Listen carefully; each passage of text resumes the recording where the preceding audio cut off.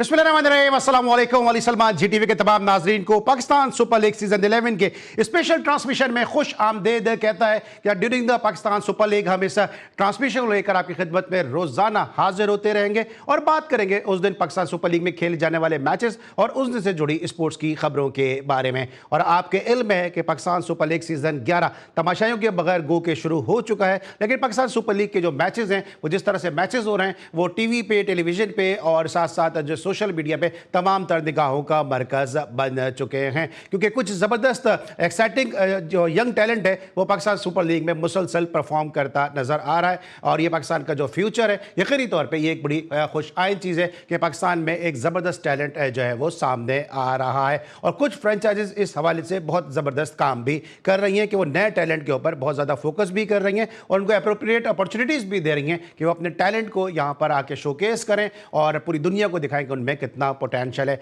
इन्हीं फ्रेंचाइजीज में से एक ऐसी फ्रेंचाइज के जो एक नए ओनरशिप के साथ जो है वो इस मरतबा पाकिस्तान सुपर लीग सीजन 11 में मैदान में उतरी और पहले ही मैच में उसने अपना इम्पैक्ट डाल दिया। मैं बात कर रहा हूँ मुल्तान सुल्तान की, और क्यों ना हो क्योंकि मुल्तान सुल्तान के जो ओनर हैं ये तमाम जो सारी जो फ्रेंचाइजीज हैं इनमें वाहिद फ्रेंचाइज ओनर हैं जो खुद भी फर्स्ट क्लास क्रिकेटर हैं और जानते हैं कि फर्स्ट जो क्रिकेटर है उसकी क्या रिक्वायरमेंट है, खेल की क्या रिक्वायरमेंट है और क्या जो सहूलियात और जो है वो फैसिलिटीज़ देनी चाहिए अपनी टीम को, ये सब ये प्रोवाइड करने की कोशिश कर रहे हैं। मेरे साथ मौजूद हैं मुल्तान सुल्तान के ओनर गौहर शाह, शो में खुश आमदेद कहते हैं। अस्सलाम वालेकुम गौहर, कैसे हैं आप? वालेकुम अस्सलाम अली भाई, thank you very much for having me. और बिल्कुल ठीक ठाक, good off to good start. तो ऑब्वियसली जब जीतते हैं तो स्पिरिट्स अच्छी होती हैं। तो बस बड़ा करम है अल्लाह ताला का कि हमें पहली विन हुई और आपको पता है कि बाकी 3 नए ओनर्स में से एक ही टीम जीती, क्योंकि बड़ा मुश्किल होता है आते साथ कॉम्बिनेशन बनाना और टीम को जेल करना। तो मैं बहुत लकी हूँ कि मेरे पास प्लेयर्स थे जो विजन को समझ सके और कोचेज हैं जो इम्प्लीमेंट कर सके आते साथ। तो थैंक यू।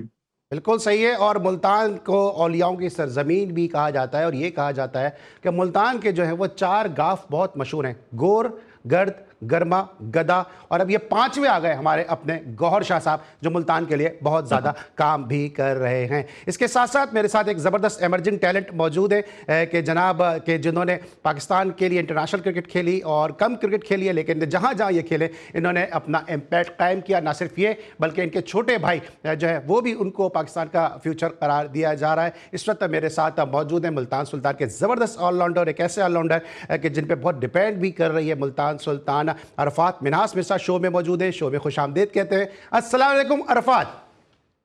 वालेकुम अस्सलाम। थैंक यू सो मच कि आप लोगों ने मुझे इस शो में बुलाया। सबसे पहले ज़रा गौहर के साथ आगाज़ करते हैं। गौहर, जब हमने लास्ट शो किया था उस वक्त आपने अपने कुछ प्लान बताए थे, लेकिन उस वक्त तक आपकी जो टीम मैनेजमेंट थी, जो स्टाफ था, वो उस वक्त तक डिसाइड नहीं हुआ था। लेकिन एक अच्छी चीज़, क्योंकि मैं ग्रास रूट का डोमेस्टिक का कमेंटेटर हूँ, एंकर हूँ, तो मुझे वो चीज़ अच्छी लगी कि आपने शोएब मकसूद को मौका दिया, आपने सऊद खान को मौका दिया, फिर राना नवीद हसन का नाम भी सामने आया। आपने वो उन लोगों को मौके दिए कि जो काम कर रहे थे लेकिन उनको इतने बड़े लार्जर स्केल के ऊपर अपॉर्चुनिटीज नहीं मिल रही थी। तो ये सोच कैसे आई आप में कि इन लोगों को लेकर आए? कैसर अब्बास का भी नाम इसमें शामिल था। जी बिल्कुल अली भाई, पहले तो कि जो सबसे अच्छा है किसी भी रोल में उसको सेलेक्ट किया जाए। और जब मैंने वो उस तरह देखा, एनालिसिस किया, हम्म। और मैंने बताया भी था लास्ट टाइम कि हम ये उन्हीं लोगों को देख रहे हैं जो म्यूजिकल चेयर्स नहीं खेल रहे, इन द सेंस कि वो एक रोल से दूसरे रोल में, लेकिन वही लोग पिछले 20 सालों से रोटेट हो रहे थे। तो हमने न्यू फेसेस की तरफ गए और बहुत ही केपेबल हैं न्यू फेसेस। ये नहीं कि सिर्फ क्योंकि वो नाम थे जो नॉर्मली स्ट्रक्चर में नहीं थे, ये इनके जो सीवीज हैं ये किसी से कम नहीं है। और हमें तो अरफात भी आपको बेहतर बता सकेगा, शोएब मकसूद का इतना हमें फ़ायदा हो रहा है। मैं तो और इम्प्रेस हुआ उनके साथ, उनको रख के मिल के, कि जो उनकी नॉलेज है क्रिकेट की वो बहुत अच्छी है। और इसी तरह साउथ भाई ने बॉलर्स को जिस तरह डिसिप्लिन बॉलिंग का मुज़ाहिरा करने का सिखाया आते साथ, आपने देखा होगा शहजाद गोल डेब्यू पे आते साथ उसने कभी ज़िंदगी में पीएसएल का मैच नहीं खेला, नया बॉल, पहला ओवर, और डेवन कॉनवे जैसा बैट्समैन जो पूरी दुनिया में उसका शुमार है कि पावर प्ले में बहुत मारता है, और उसी विकेट पे जहाँ पे 200 पे 200 चेस हुआ था 10 मिनट 15 मिनट पहले, आधा घंटा पहले, उस पे आके 2 ओवर करना पावर प्ले में, कोई चौका ना खाना, और बिल्कुल दोनों बैट्समैन को कंफ्यूज रखना। और इसमें साउथ भाई को भी बड़ी क्रेडिट जाएगा, और शहजाद को जो उसने अपना प्रेशर हैंडल किया ऐसी सिचुएशन में। और आपने देखा होगा कि हमारी पूरी की पूरी बॉलिंग यूनिट थ्रू आउट, और स्पेशली स्पिनर्स, नया डेब्यूटेंट आया मोमिन कमर, और उस पे जो तबरेज शमसी और कैसर अब्बास ने उसको बड़ा उस पे वर्क किया पिछले हफ्ते 10 दिन में, और उसको कॉन्फिडेंस दिया कि वो आते साथ उसने पूरे पाकिस्तान में छा गया। तो ये सबके छोटे कंट्रीब्यूशन है, लेकिन जब ये कंबाइन हुए तो आपने देखा एक बड़ी ही well groomed, well drilled team उतरी मुल्तान की। बिल्कुल ठीक है। अच्छा अरफात, वैसे तो पाकिस्तान सुपर लीग पूरी लीग ही हमारी है, पूरा पाकिस्तान हमारा है, लेकिन जब आप अपने शहर की टीम से खेलते हैं तो फिर आपके सेंटिमेंट्स कुछ और ही होते हैं, परफॉर्मेंस दिखाने का जज्बा कुछ और ही होता है। पहले आप कोयटा ग्लैडिएटर्स में थे, फिर आपको और फैसल अकरम को ट्रेड किया गया जहांजेब सुल्तान और अहमद दानियाल की जगह। कैसा फील हो रहा है कि अपने शहर की टीम की नुमाइंदगी कर रहे हैं, मुल्तान सुल्तान की जर्सी पहने, और फिर आपके साथ गौहर शाह जैसा यंग ओनर मौजूद है जो खुद फर्स्ट क्लास क्रिकेट खेले हुए, तो वो ज़्यादा जो है वो बेहतर तरीके से टेक केयर कर रहे होंगे। जी, जी, बिल्कुल। मैं जब क्वेटा में पिक हुआ था तो एक अपॉर्च्युनिटी तो होती ही है कि हम्म। आपको पीएसएल के अंदर एक अपॉर्च्युनिटी मिलती है, लेकिन मैं पर्सनली अगर मेरे से पूछेंगे तो मैं तो यही कहूँगा कि मैं मुल्तान सुल्तान्स की तरफ से ही खेलता। हम्म। लेकिन जब मैं क्वेटा से पिक हुआ तो उस टाइम भी मुझे ये नहीं पता था कि गौहर भाई थे वहाँ पे जो हम लोगों को वहाँ पे सपोर्ट कर रहे थे ऑक्शन में। हम्म। लेकिन जब बाद में ट्रेड्स ओपन हुई और गौहर भाई ने हम पे ट्रस्ट किया, और उन्होंने हमें ट्रेड किया, और जिस तरह का कॉन्फिडेंस उन्होंने हमें दिया, इस ये कॉन्फिडेंस ही एक प्लेयर को चाहिए होता है टूर्नामेंट शुरू होने से पहले। और ये गौहर भाई ने जिस तरह ट्रस्ट किया है हम लोगों पे, तो मैं as a local Multan boy मैं तो यही चाहूँगा कि मैं मुल्तान सुल्तान्स को रिप्रेजेंट करूं पीएसएल में, और इंशाल्लाह आगे आने वाले मैचेस में और अच्छा करें और पीएसएल जीतें। बिल्कुल सही। अच्छा गौर, एक लेगेसी है मुल्तान की, जब जब मुल्तान की बात होती है तो इंजमाम उल हक नाम का साहब का नाम जो है वो जहन में आता है। मरहूम आमिर बशीर, जिन्होंने उनको क्रिकेट खेलते हुए देखा, वो जानते हैं कि वो कितने बड़े बैट्समैन थे। इसके अलावा वकार यूनिस भी चूँकि बुरे वाला से खेलते थे इब्तिदा में, वो भी मुल्तान से खेलते नजर आए। और भी बहुत सारे प्लेयर हैं, शब्बीर अहमद भी जो है वो मुल्तान की रीजन की नुमाइंदगी की, अब्दुल रऊफ ने भी मुल्तान रीजन की नुमाइंदगी की, सईद अनवर जूनियर की बात कर लूँ, नवीद यासीन की बात कर लूँ, बहुत सारे प्लेयर हैं जो मुल्तान की एक लेगेसी है। लेकिन मुल्तान का इतने अच्छे प्लेयर होने के बावजूद कभी उस तरह से परफॉर्मेंस से सामने नहीं आई हैं। इस मरतबा हम क्या उम्मीद रखें, क्योंकि पहले मैच में आपने बड़ा जबरदस्त इंपैक्ट डाला है। सर बिल्कुल ऐसे ही है, मुल्तान के हिस्टोरिकली बहुत ही अच्छे क्रिकेटर्स रहे हैं, और उन्होंने जो हमारी पिछले 10 सालों में जो प्रॉब्लम आ रही थी कि कोई मुल्तान के प्लेयर्स के लिए कोई बात करने को तैयार ही नहीं हम्म। था। कोई जो पीएसएल की भी टीमें थी, वो उधर मुल्तान की टीमों में भी बाहर के लड़के खेलते थे। ठीक है, वो पाकिस्तानी है, लेकिन एक हमारा पूरा का पूरा एक रीजन जो है वो इग्नोर किया जा रहा था। और फिर लड़के भी जब देखते हैं कि हमारा नाम नहीं आ रहा, हम्म। तो वो डिसहार्टन हो जाते हैं। और उसके बाद फिर जब जिन लड़कों के पूरे पूरे 10 साल जाया हुए, मौका मिलेगा तो वो सर परफॉर्म करेंगे ना। अब जैसे आमिर यमीन है, उसको बहुत कम मौके मिले, लेकिन वो ऑन द डे ऑलराउंडर बहुत अच्छा बन सकता था पाकिस्तान के लिए। उसको थोड़ा सा चांस देते, ग्रूम करते, वो काफी हद तक अभी तक अच्छे लेवल पे हम्म। क्रिकेट खेलने के काबिल हैं। और इसी तरह इमरान रंधावा है, वो भी पिछले 6-7 सालों से इग्नोर हो रहा था। मेरे ख्याल से वो टोटल कोई 50 पीएसएल मैच में बाहर बैठा है। हम्म। तो बात ये होती है कि स्टैट्स की आजकल लोग बात करते हैं, स्टैट्स उसी के होंगे जो खेलेगा। हम्म। बाहर बैठ के तो स्टैट्स नहीं बनते। तो इसी वजह से हम कोशिश यही कर रहे हैं। हमारे पास देखिए 13 लोकल प्लेयर्स की इजाजत होती है। 13 में से हमारे 6 जो हैं जुनूबी पंजाब के हैं। हम्म। हम वाहिद फ्रेंचाइज हैं पूरे के पूरे पीएसएल में 8 टीमों में, जिनके पास 40% 45% लोकल प्लेयर्स हैं। हम्म। तो इंशाल्लाह हम कोशिश करेंगे कि सबको चांस दें, और जो पाकिस्तान के लिए बेहतर करना चाहता है उसको दें। लेकिन ये ज़रूर है कि हमारे रीजन के लड़कों को चांस ही नहीं मिला, जिसकी वज़ह से वो आगे पाकिस्तान को रिप्रेज़ेंट ना कर सके। वरना काफी और लड़कों के नाम का शुमार होता है जिन नामों के आपने अभी जिक्र किया। बिल्कुल सही है, और बहुत सारे ऐसे प्लेयर, अगर मैं मोहम्मद रमीज़ की बात करूं, मुझे याद है जब मैं डोमेस्टिक का कमेंट्री करता था तो उस वक्त रमीज़ बिल्कुल ऐसा प्लेयर था कि आप इसको सीधा फर्स्ट क्लास से उठाएं और इसको टेस्ट क्रिकेट खिला दें, लेकिन शायद लोगों की नज़र नहीं पड़ी। नवीद यासीन एक ऐसा प्लेयर था कि जो वेस्टेड टैलेंट है मुल्तान का। अरफात, जब आप मुल्तान रीजन से खेल रहे थे, आप और आपके भाई समीर मिनास, वो खुद भी बड़ा ज़बरदस्त पाकिस्तान का एक फ्यूचर प्रॉस्पेक्ट उनको करार दिया जा रहा है, तो जिस तरह जब तक गौहर जैसे लोग नहीं थे, क्या आपके जहन में कहीं ना कहीं ये बात थी कि यार मैं किसी लाहौर से जो है वो जाके खेलूं या किसी ऐसे इस्लामाबाद से जाके खेलूं कि जहां मेरी परफॉर्मेंस हाईलाइट हो, क्योंकि फिर मुल्तान ने आपको ये अपॉर्चुनिटी दी है कि आप अपने टैलेंट को जो है वो शोकेस भी करें और फिर अपनी सलाहियतों का इजहार भी करें? जी, बिल्कुल। जैसे कि देखा जाए मुल्तान रीजन के अंदर टैलेंट की कमी कोई नहीं है, लेकिन जो अपॉर्चुनिटीज़ की आप बात करते हैं, हम्म। अपॉर्चुनिटीज़ और प्लेटफ़ॉर्म जो होता है वो बहुत इम्पोर्टेंट होता है एक किसी भी यंग क्रिकेटर के लिए कि वो अपनी स्किल्स को एक्सप्रेस कर सके। और गौहर भाई का जो विज़न है वो मुल्तान रीजन के लिए, साउथ पंजाब के लिए बहुत अच्छा है, जिस वज़ह से जो वहाँ का जो इमर्जिंग टैलेंट है उसको एक अपॉर्चुनिटी मिलेगी परफॉर्म करे। और इसी तरह हम लोगों को जब ये कॉन्फिडेंस दिया जाएगा कि जो हमारी पीएसएल में, अब जैसे पीएसएल में गौर भाई ने मुल्तान सुल्तान्स को दोबारा से वापस लाए पीएसएल में, तो ये एक अच्छा साइन था साउथ पंजाब के लिए और ये बहुत इम्पोर्टेंट था कि मुल्तान का नाम रहे और इसी तरह यंग टैलेंट को अपॉर्चुनिटीज़ मिलेंगी, जिस वजह से हम लोगों को बहुत फ़ायदा होगा आगे आने वाले वक़्त में। एज़ अ यंगस्टर तो हम लोगों को बहुत फ़ायदा है कि हम लोगों को ये अपॉर्चुनिटी मिल रही है एक यंगस्टर को। बिल्कुल सही है, और मुल्तान में इस तरह बात कर रहे हैं, अगर अब जो गुफ्तगू हो रही है तो बहुत सारे प्लेयर मुझे जहन में आ रहे हैं। अगर मैं गुलरेज सदफ की बात, अगर मैं मकबूल की बात कर लूँ, बड़े ज़बरदस्त विकेट कीपर बैट्समैन थे। अभी शरून सिराज भी एक बड़ा अच्छा फ्यूचर प्रॉस्पेक्ट है जो है वो मुल्तान से सामने आ रहा है, लेकिन इतनी अपॉर्चुनिटीज़ उनको नहीं मिल चुकी है। यूसुफ एक मिडिल ऑर्डर बैट्समैन है कि जो मुझे इस सीज़न में नज़र नहीं आए, लेकिन वो बड़े अच्छे मिडिल ऑर्डर बैट्समैन है, उनका भी जो है वो सदरन पंजाब से ही ताल्लुक़ है। इस वक्त हम लेंगे ब्रेक, और जब ब्रेक के बाद वापस आएंगे तो ज़रा बात करेंगे पाकिस्तान सुपर लीग सीज़न 11 के उस मैच की कि जहाँ पे समीर मिन्हास और अरफात मिन्हास एक दूसरे के आमने सामने थे। मिलते एक छोटे से ब्रेक के बाद।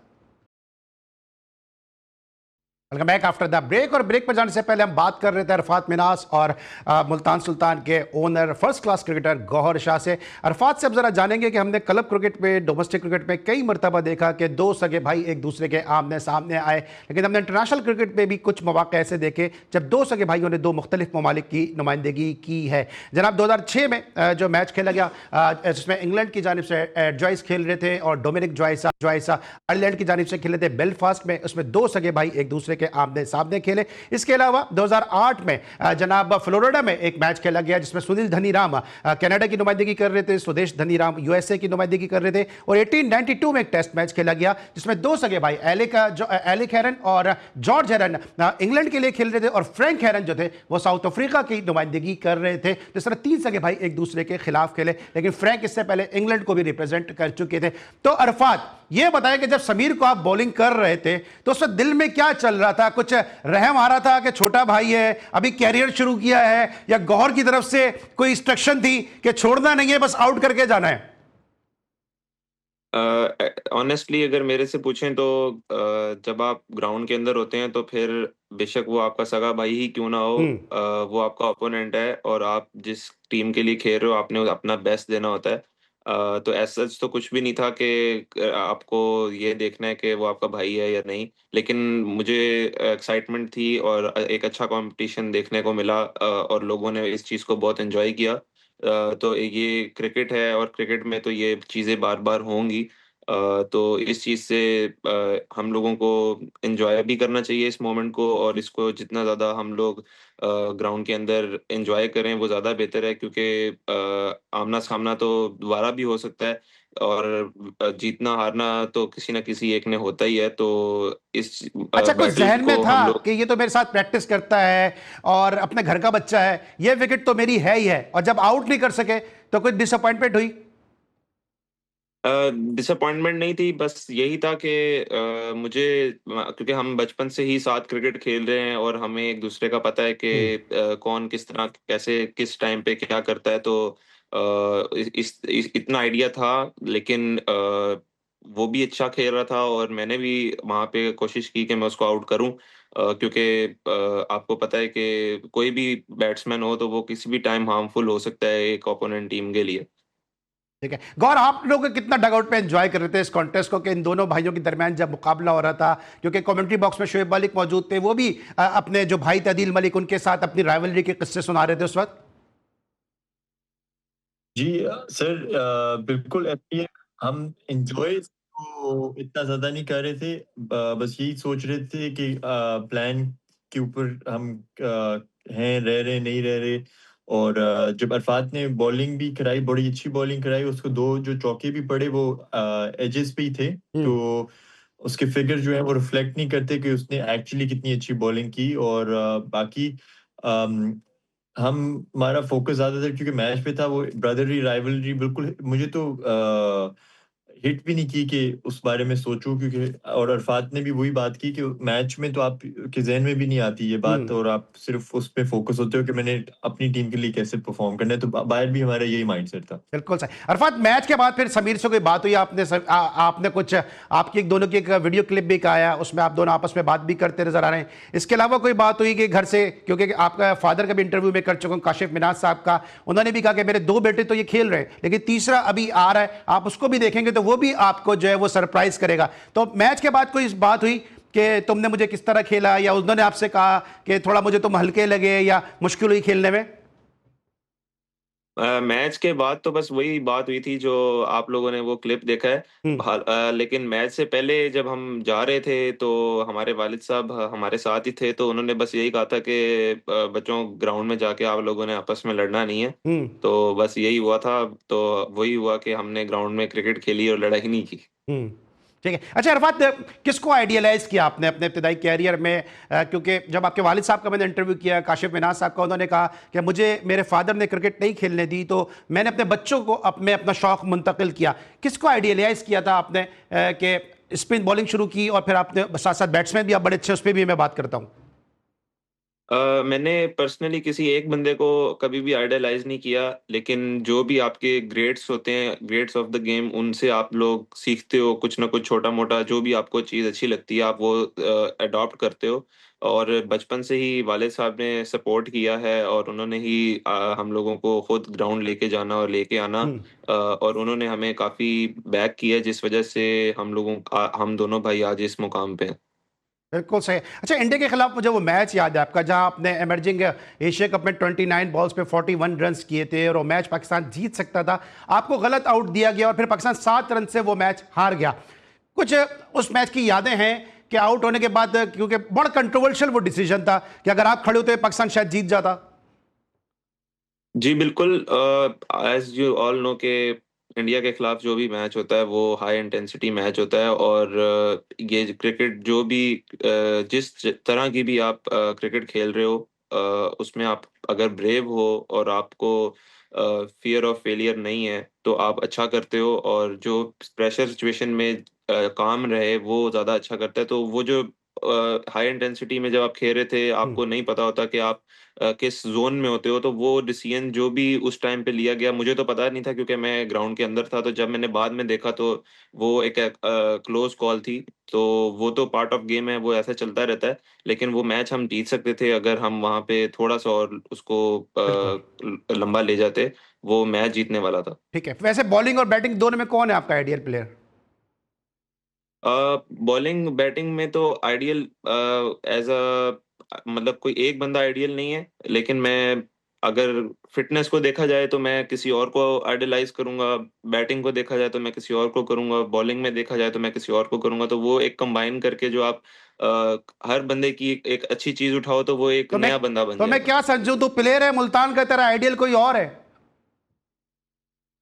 नहीं, नहीं, मतलब आइडलाइज़ मैं किसी एक बंदे को नहीं कर सकता क्योंकि हर बंदे के अंदर क्वालिटीज़ डिफरेंट होती हैं। ठीक। तो अगर कोई एक बंदे को आप आइडलाइज़ करो तो आप उसको फ़ॉलो करना स्टार्ट हो जाते हो, फिर आपके अंदर जो टैलेंट है, जो आपकी सही। अपनी स्किल्स है, आप उसको आगे जाके एक्सप्रेस नहीं कर सकते। ठीक। तो मैं ये समझता हूँ कि मैं बेस्ट हूँ और मुझे अपने अंदर से अपना बेस्ट देना है टीम के लिए और आगे जाके अपने करियर में सही, जो भी करना है मैंने खुद करना है। बिल्कुल सही। अच्छा गौहर, एक चीज़ जो मुझे आपकी टीम की बहुत अच्छी नज़र आई है इस कि पे अली आप भाई लोग के मैं एक ऐड करूंगा। जी, सॉरी सॉरी मैं आपको काट रहा हूँ अली भाई। इस पे मैं ऐड करूंगा कि अरफात के लिए एक और जो आपने आइडियल की बात की, वो कह नहीं रहा लेकिन मैं उसकी तरह से कह देता हूँ कि उसके पास एक इतनी अच्छी अपॉर्चुनिटी है, वो पूरी तरह अवेल कर रहा है। क्योंकि मैं तो ट्रेनिंग्स पे होता हूँ, मैं देखता हूँ कि जहाँ पे दो टेस्ट प्लेयर हैं उसी की प्रोफाइल के, left hand bat, left arm, slow left arm, Kaiser Abbas, Mohammad Nawaz, दोनों पाकिस्तान की टेस्ट प्लेयर हैं और दोनों का बड़ी डोमेस्टिक सर्किट पे बड़ा उनकी शुमार है। उसको ये दोनों के साथ है, दोनों के से पूछता रहता है, दोनों के जो है ना सर में घुसने की कोशिश कर रहा होता है कि मैं कैसे और इम्प्रूव करूँ। तो ये इसकी बात बड़ी सब कोचेस को और सब सही। स्टाफ को बड़ी पसंद आई है। बिल्कुल सही है और हमेशा सीनियर से सीखना की कोशिश भी करनी चाहिए। गौर, मैं बात कर रहा था कि आपकी टीम की एक चीज़ जो मुझे उस दिन मैच में आपके बड़ी अच्छी लगी कि आपने जो कॉन्फिडेंस का इजहार किया अरफात मिनास में कि इनको आपने नवाज से पहले भेजा और फिर उन्होंने 4 चौके और 1 छक्का ला के अपने आप को बैटिंग में प्रूव भी किया। ये क्या प्लान था और ये किस तरह का कॉन्फिडेंस था जो आपको अरफात मिनास के ऊपर था? सर इस तरह था कि सब कोचेस ने ये डिसाइड किया कि अरफात जो है वो एक्चुअली उसने प्रूव किया हुआ है डोमेस्टिक में, नेशनल टी20 में प्रूव करता आ रहा है। और दूसरा, अगर खुदा ना खास्ता नवाज भाई जाते और वो आउट हो जाते हम्म, तो पूरा का पूरा प्रेशर अरफात पे आना था और फिनिश फिर रिस्पॉन्सिबिलिटी उस पे शोल्डर्स पे आती है। अगर लेकिन क्योंकि वो यंगस्टर है, हम नहीं चाहते थे कि पूरा का पूरा मलबा उस पे आए, तो हम्म, वो उसको फ्री रोल दिया गया नवाज भाई से आगे, क्योंकि उसको भी फिर कॉन्फिडेंस था कि मेरे पीछे नवाज भाई हैं। और फिर उसने फ्री फ्लोइंग क्रिकेट भी खेली और उसको अपनी विकेट का डर नहीं था और उसने अपना रोल बड़े परफेक्टली किया। क्योंकि मैच जहाँ पे फंस सकता था, क्योंकि बॉल लो रह रहा था, उसने उधर ही फास्ट बॉलर की ओवर में खत्म कर दिया, इजी कर दिया। और जब नवाज भाई की बारी आई तो आपने देखा कि वो उन्होंने फिनिश भी किया, क्योंकि हम्म, वो फिनिशर हैं हमारी टीम के और उनका वो रोल है। हम्म। अरफात, आप बैटिंग पे कितना काम कर रहे हैं और आप खुद किस नंबर पे जो है वो खेलना चाहते हैं? क्योंकि अगर मैं आपके पूरे कैरियर पे एक निगाह अगर डालता हूं तो जहां जहां आपको अपॉर्चुनिटीज मिली हैं वहां पे आपने बॉल के साथ साथ बैट से भी बड़ा जबरदस्त परफॉर्म किया है। जी, बिल्कुल एज़ अ ऑल-राउंडर आपको इक्वली अपनी दोनों बल्कि तीनों स्किल्स को टाइम देना चाहिए और मैं भी इसी तरह करता हूँ कि जितना मैं बैटिंग को टाइम देता हूँ, उतना ही मैं बॉलिंग को टाइम देता हूँ और उतना ही मैं फील्डिंग को टाइम देता हूँ क्योंकि तीनों शोबों में आपको इक्वली मेहनत करनी चाहिए और करनी पड़ती है। इस क्रिकेट की डिमांड ही ये है कि आप तीनों शोबों में अच्छा साबित हो क्योंकि आजकल मॉडर्न डे क्रिकेट में आप फील्डिंग अगर आप अच्छी नहीं कर रहे और अक्सर ये होता है कि हम टी20 मैचेस में या तो एक कैच या हम्म। एक मिस फील्ड आपको मैच कॉस्ट कर जाती है। तो मैं इक्वली अपनी तीनों चीज़ों को लेके चलता हूँ। मैंने कभी ये नहीं सोचा कि मैं बैटिंग ऑल-राउंडर बन जाऊँ या बॉलिंग ऑल-राउंडर बन जाऊँ, लेकिन जहाँ पे भी मुझे अपॉर्च्युनिटी मिलती है, बेशक वो बैटिंग हो या बेशक वो बॉलिंग हो, मैं उसमें अपना बेस्ट देने की कोशिश करता हूँ। ठीक है। अच्छा गौर, अब ये तो हमने बात की पाकिस्तान सुपर लीग के हवाले से, लेकिन क्या आपके फ्यूचरिस्टिक अप्रोच क्या है? क्या आप लाहौर कलंदर की तरह कोई प्लेयर्स डेवलपमेंट प्रोग्राम को लेकर आ रहे हैं, जिस तरह कोयटा ग्लैडिएटर्स कोयटा में ऐसे प्लेयर्स को वहाँ पे टैलेंट हंट कैंप लगाती है, इस तरह के कोई फ्यूचर में प्लान्स हैं आपके ताकि और बच्चों को भी अपॉर्चुनिटीज़ मिले इस खत्ते से? जी सर, अभी प्लान्स हैं और इन प्लान्स पे हम बल्कि अभी 2-3 घंटे पहले हम ट्रेनिंग पे थे तो मुझे फ़ोन भी आ रहे थे इसी रिलेटेड पीसीबी से। तो क्योंकि जैमर्स लगे होते हैं ट्रेनिंग के दौरान तो हम मैं अटेंड नहीं कर पाया। लेकिन इन शॉर्ट यही है प्लान्स के, या तो हम मुल्तान सुल्तान्स को अटैच करेंगे बहावलपुर और मुल्तान रीजन्स के साथ, या हम अपना एक अकेडमी बनाएँगे जहाँ पे मुल्तान और बहावलपुर के प्लेयर्स आके अपने कैंप्स उनके लगेंगे। लेकिन हमारा जो डिफरेंस होगा बाकियों से, हम जो सिलेक्टेड प्लेयर्स जो प्लेयर्स पहले से ही सिस्टम में होंगे उनके ऊपर ज़्यादा फ़ोकस करेंगे, क्योंकि जो सिस्टम से प्रोडक्ट डेवलप हो रहा होता है ना, हम्म, उसकी बेसिक्स अच्छी होती हैं। हम्म, और जब आप बेसिक्स अच्छी हो तो फिर आप उनके ऊपर ओवरलोड डाल सकते हैं स्किल का। और फिर वो पाकिस्तान के लिए आगे जाके बहुत बड़ा सासा बनते हैं। इसमें प्राइम एग्जांपल हमारे साथ अरफात बैठा है, वो प्रोडक्ट है सिस्टम का। हम्म, ये अंडर 13, 15, 19 खेल के पीएसएल में आया है, तो आप इसकी बेसिक्स देखेंगे, इसकी फील्डिंग देखेंगे, इसकी जो बैटिंग, बॉलिंग हर शोबे में उसकी गेम सेंस उस तरह तैयार है। तो पीडीपी में अगर आप सिस्टम से बाहर जाते हो तो वो ये सारी चीजें अक्सर प्लेयर लैक करते हैं, और जब जैसी प्रेशर गेम का बढ़ता है तो वो कोलैप्स कर जाते हैं, उनकी वो गेम अवेयरनेस और गेम सेंस नहीं होती कि उन्होंने उस लेवल पे या ग्रास रूट लेवल से गुजरे नहीं होते। तो हमारी सारी इन्वेस्टमेंट जो होगी वो ग्रास रूट लेवल पे होगी सिस्टम के साथ साथ। तो क्या अकेडमीज का सिलसिला शुरू कर रहे हैं या कुछ और प्लान्स हैं आपके? सर अकेडमीज लगेंगी, लेकिन इस तरह नहीं कि सारा सारा साल, क्योंकि लड़कों ने रीजन डोमेस्टिक खेलने भी जाना होगा, एज ग्रुप क्रिकेट भी खेलने जाना होगा, तो हम एक कैंप्स लगाया करेंगे, हाई परफॉर्मेंस कैंप्स आप स्किल करने के लिए 6 हफ्ते 8 हफ्ते का। पहले अंडर 15 आ जाए, अंडर 19 आ जाए, वो गुजर के जाएं, फिर उसके बाद फर्स्ट क्लास के प्लेयर आए दोनों रीजन्स के, पूरे पाकिस्तान से जिसने भी आना है, जो मुल्तान सुल्तान के भी लोकल प्लेयर हैं, और यही कोचिंग स्टाफ उनको एलीट माइंडसेट मिले। अरफात भी आपको बता सकेगा कि हम ने सब ने लोकल प्लेयर्स स्पेशली इस साल स्टीव स्मिथ के साथ और ऑस्ट्रेलियंस के साथ ट्रेनिंग करके हमने देखा कि यार उनका जो तैयारी करने का तरीका है ना, वो हमारे से बहुत मुख्तलिफ है, और हम वो उसको अडेप्ट करें और उससे हमें बड़ा फायदा हो रहा है। इस पे अरफात भी आपको बेहतर बता सकेगा कि वो उनकी तैयारी कितनी इंटरेस्टिंग होती है, क्योंकि वो बहुत ज्यादा प्रैक्टिस करते हैं। बिल्कुल सही। अरफात, तो बताइएगा कि जिस तरह भी आप स्मिथ आपके साथ मौजूद हैं, बड़ी अच्छी अपॉर्चुनिटी आपको अपने कैरियर के इब्तिदा में मिल गई है कि स्मिथ जैसा प्लेयर आपके साथ मौजूद है, आइकॉनिक फिगर है, ऑस्ट्रेलिया के फॉर्मर कैप्टन है। कितना जो है वो सीखने का मौका मिल रहा है इस बंच ऑफ प्लेयर से आपको? जी बिल्कुल, जैसे कि हमारे साथ जितने भी फॉरेनर प्लेयर्स हैं, इनके साथ टाइम गुज़ार के और जब हम प्रैक्टिस कर रहे होते हैं, तो हमारी जितनी भी बातचीत होती है, या इवन कि हम अगर बातचीत ना भी कर रहे हों, लेकिन जब हम देख रहे होते हैं, तो जो यंगस्टर हैं, जितने भी हमारे साथ टीम में, वो बहुत कुछ सीखते हैं। उनको मोटिवेशन तो मिलती ही है कि उनकी ट्रेनिंग, उनके वर्क एथिक्स, ये सारा कुछ मैटर करता है, आपको बड़ा प्लेयर बनने के लिए। तो जिस तरह हम लोगों ने उनको देखा कि वो जिस तरह की ट्रेनिंग कर रहे हैं और उनके जो वर्क एथिक्स हैं, वो बहुत इम्पोर्टेंट हैं। और हम लोग जितना उनसे बातचीत करके सीख सकते हैं, और जितना उनके साथ हम एक अपना एक अपनी अपनी अंडरस्टैंडिंग और अपना बॉन्ड बना सकते हैं, वो हम लोगों के लिए आगे आने वाले मैचेस में ठीक फ़ायदा होगा। ठीक है। जाते जाते अरफात कोई मैसेज देना चाहें क्विकली अगर अपने फैंस को? हम लोगों को सपोर्ट करते रहें, और जितने भी साउथ पंजाब और मुल्तान सुल्तान्स के फैंस हैं, हम लोग इंशाल्लाह इस साल आप लोगों के लिए ये पीएसएल की ट्रॉफी जीतेंगे, और आप लोग हमें दुआओं में याद रखें। ऑलराइट गौहर, आज जाते जाते आपसे एक सवाल है, क्या ये पीटर सिडल को 40 साल की उम्र में 140 की स्पीड से गेंदे कर रहे हैं? क्या कोई मुल्तान के हलवे वगैरह खिला रहे हैं? क्या खिला रहे हैं ऐसा आप? नहीं नहीं सर, वो खुद बहुत तगड़े हैं, और उनकी तैयारी भी बहुत इंटरेस्टिंग है, क्योंकि मैं खुद फास्ट बॉलर रहा हूँ, और मैं देखता हूँ कि वो अपने आप का कैसा ख्याल रखते हैं, और उनकी अभी भी उनकी बॉलिंग में इतनी जान है। हम सब उनसे इम्प्रेस्ड हैं, और वो हम सबको अपने स्टैंडर्ड के ऊपर ला रहे हैं, और बहुत जेल होके ड्रेसिंग ठीक रूम में भी सबके ठीक साथ इंटरेक्ट कर रहे हैं, ठीक सबको गाइड कर रहे हैं। तो राइट, हमें बहुत बहुत लकी हैं कि ठीक है। सिर्फ हमारे क्विकली साथ हैं। मुझे जाते जाते मैसेज दे दे, बस ब्रेक पे जाना है मुझे। बस थैंक यू सपोर्ट के लिए, और जो भी वसेब से लोग हैं, हम आपको डिसअपॉइंट नहीं करेंगे इंशाल्लाह। हम पूरी कोशिश करते रहेंगे, और आगे भी 9 मैचेस या प्ले ऑफ फाइनल वो भी कोशिश करेंगे जीतें। Thank you so much Arafat Miraj, thank you so much. Gauhar Shah उधर मुल्तान सुल्तान हमारे साथ मौजूद थे, और नाज़रीन है कि किस तरह से जो मुल्तान सुल्तान जो है वो मुल्तान के खत्ते के लिए, भावलपुर के लोगों के लिए काम कर रही है, और एक नई फ्रेंचाइज, एक नए अज़म के साथ जो है इस मरतबा पाकिस्तान सीजन लीग सीजन 11 में मैदान में उतरी है। ब्रेक लेके वापस आएंगे, फिर वापस आके मजीद बात करेंगे। मिलते हैं छोटे से ब्रेक के बाद।